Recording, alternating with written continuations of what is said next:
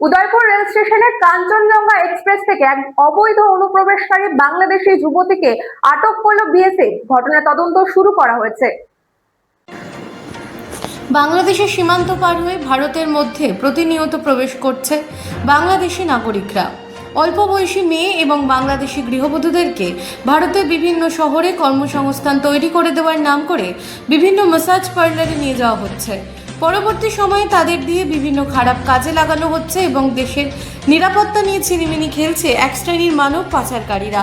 তেমনই এক ঘটনা উঠে আসলো ত্রিপুরার উদয়পুর রেল স্টেশন থেকে।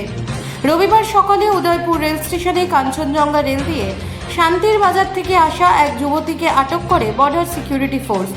জিজ্ঞাসাবাদ করে জানা যায়, বাংলাদেশের মাতব্বর জেলার মাদারীপুর গ্রামের বাসিন্দা সালমা আক্তার নামে এক যুবতী গত শনিবার সন্ধ্যায় রাতে বিলোনিয়া ভারত বাংলা সীমান্ত পার হয়ে দক্ষিণ ত্রিপুরায় প্রবেশ করে। আজ সকালে ভারতীয় রেল কাঞ্চনজঙ্ঘা এক্সপ্রেস দিয়ে বহির্রাজ্য আসামে যাওয়ার কথা ছিল তার।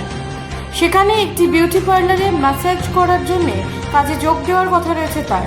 কিন্তু ভারতীয় সিকিউরিটি ফোর্স কাঞ্চনজঙ্ঘা এক্সপ্রেসের ভিতরে যখন তল্লাশি শুরু করে, তখন রেলের ভেতরে এই সন্দেহভাজন যুবতীকে দেখতে পায়। পরে দক্ষিণ ত্রিপুরা থেকে রেলটিকে যখন উদয়পুর রেল স্টেশনে প্রবেশ করানো হয়, তখন তাকে গ্রেফতার করে বিএসএফ। এই গোটা বিষয় নিয়ে মুখ খুলতে নারাজ বিএসএফের আধিকারিকরা। পরে বাংলাদেশি যুবতীটিকে বিএসএফ গাড়ি করে সিপাহীজলা জেলার গোকুলনগরে বিএসএফ হেডকোয়ার্টারে নিয়ে যায়। যেভাবে বাংলাদেশি নাগরিকরা ভারতে প্রবেশ করছে, তাতে করে দেশের নিরাপত্তা এক প্রকার প্রশ্নচিহ্নের মুখে দাঁড় করিয়ে দিচ্ছে বলে মনে করছেন সমাজের সচেতন মহল। ব্যুরো রিপোর্ট, রাত দিন নিউজ নেটওয়ার্ক।